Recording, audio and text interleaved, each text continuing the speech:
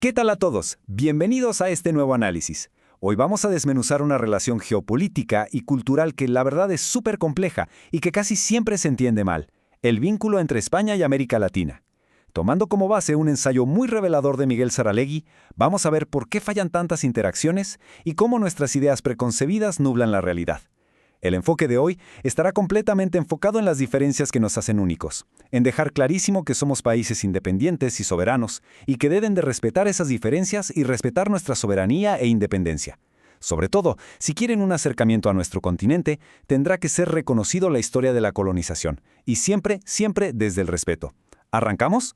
Bueno, para entrar en materia, esta es nuestra hoja de ruta. 1. El espejismo de la identidad. 2. Naciones independientes y soberanas. 3. La sombra de la colonización.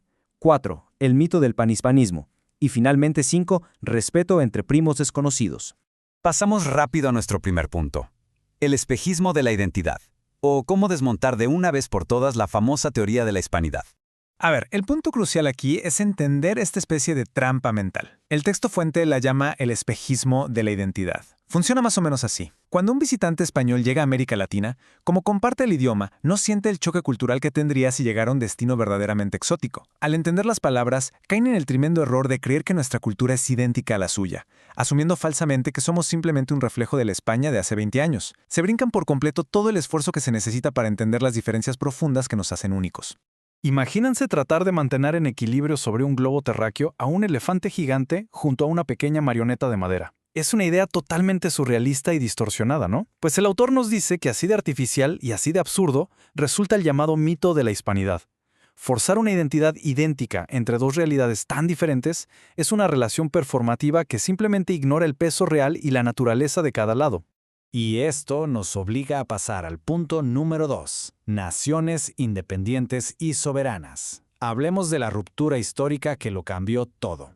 Hagamos un poco de memoria cronológica. Tuvimos la era de la colonización, luego los movimientos de independencia a principios del siglo XIX y de ahí 200 años de repúblicas soberanas.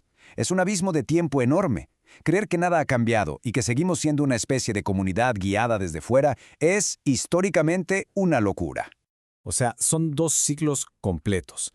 El ensayo nos hace notar algo súper interesante. La construcción de nuestras identidades soberanas requirió un distanciamiento intencional de las raíces españolas. Las generaciones fundadoras de las repúblicas criollas básicamente dijeron hasta aquí, y renunciaron activamente a esos elementos para modelar sus nuevas naciones, volteando a ver a otras potencias de progreso.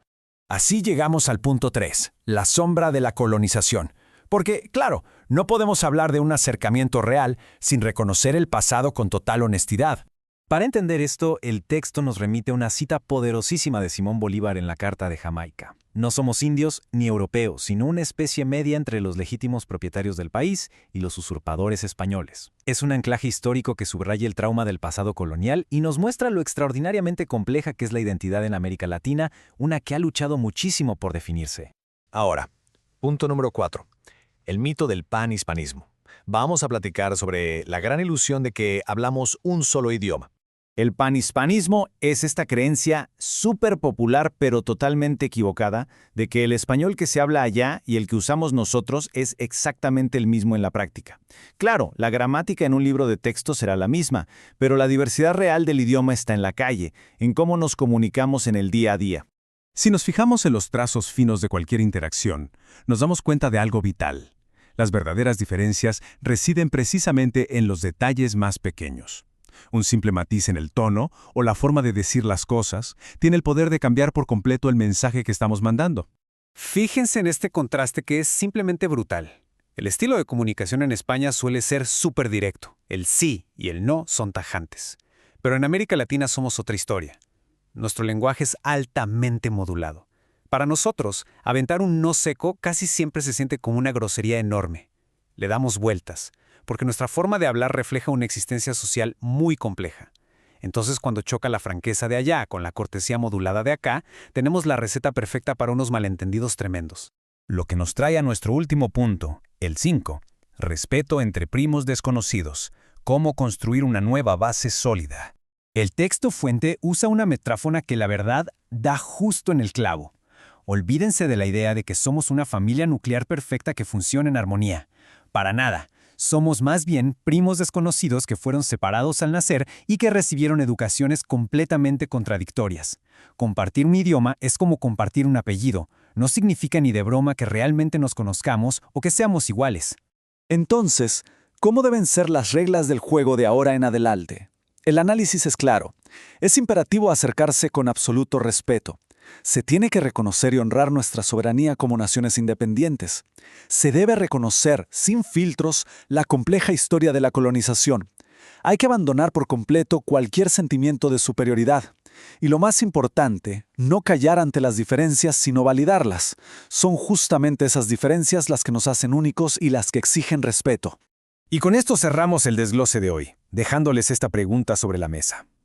¿Estamos finalmente listos para encontrarnos desde un lugar de respeto genuino y dejar atrás ese cómodo pero falso espejismo de identidad? Reconocer lo que nos hace únicos y celebrar nuestra soberanía es, al final del día, el único camino verdadero para conectar. Muchísimas gracias por acompañarnos en este análisis y nos escuchamos en la próxima.